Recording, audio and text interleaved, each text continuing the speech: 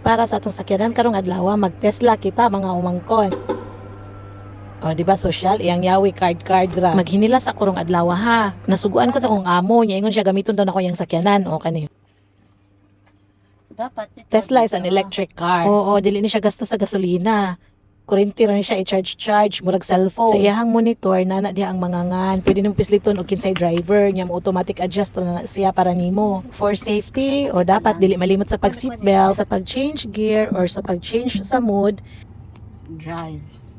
So, Imurang diretso tamakan na. ang brake, unya imura na siyang i-adjust ang joystick sa kilid. Mura ra bitaw kagagamit sa signal light sa monitor niya, daghan kay na siyang options. Usahan na makita nimo ang map ug asa na kang dapita. Iyang tanan control, halos tanan naa diha sa monitor. Mura ra kag laptop ba, computerized tanan ng features sa sakyanan. So naghunong mi sa signal kay naka-stop pa ang light. Tanawa gud sa monitor, mura ra gyud mig duaan, makita nimo ang imuhang mga sakyanan nga naa sa imong palibot. Sa monitor, makita pud nimo ang speed limit kung asa ka nga daan dapita, automatic mo adjust siya. Unsa jud ka high-tech ang technology, no? Sa pag-change lane, makita gid nimo sa kilid, mugawas ra sa kamera, naa siya kamera sa kilid, makita nimo kung free ba. Pero naamang ko'y trust issue, mutan-aw, mulingi ra gid gyapon ko sa kilid. Bitaw naanad lang bitaw ko sa normal nga car nga dapat i-double check gid nimo ang mga blind side. Hano gid kayo siya driver. Naman sa siya autopilot, pero dili lang ko mo gamit kay naa lagi ko'y trust issues lagi. Hugot lagi dayon ba. Like I said earlier, dili lang jud ko alam. Lahi ra jud ning makasakyanan tagmahal, no? Kay ang mga tao no, tagaan jud kanila gway. Kusog bagud kini mo dagan sakyanana. In 1.99 seconds, mudagan na ni siya 0 to 60 km per hour. As in, sobra ka-sensitive iyang pedal. I remember first time na ako mo drive aning sakyanana, ay wala, nalipong akong sakay. Kana bitang naglisod pa kog adjust, nigtamak nimo, kusog na gid siya mudagan. Kung imo pud tangtangon imong tail sa pedal, muhunong pud siya. O ing ana. So imagine na lang ninyo kung kamoy sakay. Naman po siya brake, pero dili kayo kinahanglan nimo tamakan. Kay muhunong ra siya basta imo tangtangon ang tiil sa pedal. Ang full battery charge ani niya kay mudagan siya mga 530 kilometers man siguro if I remember it correctly. Pero di ka mabalaka kay diri sa Dubai, tanan mall na ay mga Tesla charging station. Bisan gani ang uban petrol station karon na sila charging station sa Tesla.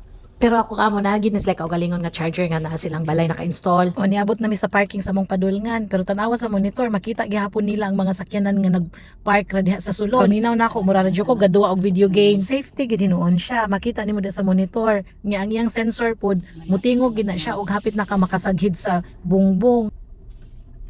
Pictures niya. Ano po pala siya. Ayan. So, pag mag-reverse, automatic po yung salamin niya. Oo, kung mag-reverse ka, automatic mo adjust iyang salamin. At dito, makita mo talaga pag orange, malapit ka sa isang sasakyan. Kita mo ko. Ayan. So, ano yung pagkano natin?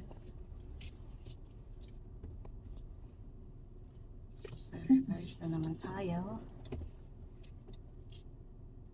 Tagal mo. O, ayan, may dumaan. Pag red na siya, so alam mo na dumating, umano ka na. So, ito lang yung i-press mo. Pag, tingnan mo dito ha. Pag parking, ayan, nasa parking na siya. So diri sa monitor, pwede nimo diha ra siya ablihan na diha iyang lock, unlock, open, close ug uban wala ni siya yawihay card ra. Pero nasa ni siya application sa mobile pero ang ako arang madam ang naay access kay iyaha maning sakyanan. Mao nang card ray atoa. Nakita na ninyong 20 degrees diha nga aircon o mao na adjustanan pud sa aircon. Walay mga button diri sa iyahang dashboard. Monitor ra jud imong makitaan. Ing ani pud kadako og space sa sud. Kay wala man siya makina ang iyahang mga trunk sa atubangan ug sa likod, puro ra na siya compartments. Ug mag-charge pud kasi imong cellphone, imo ra na siyang ibutang imong cellphone diha. Wala na siya wire, ma-charge na siya iyaha.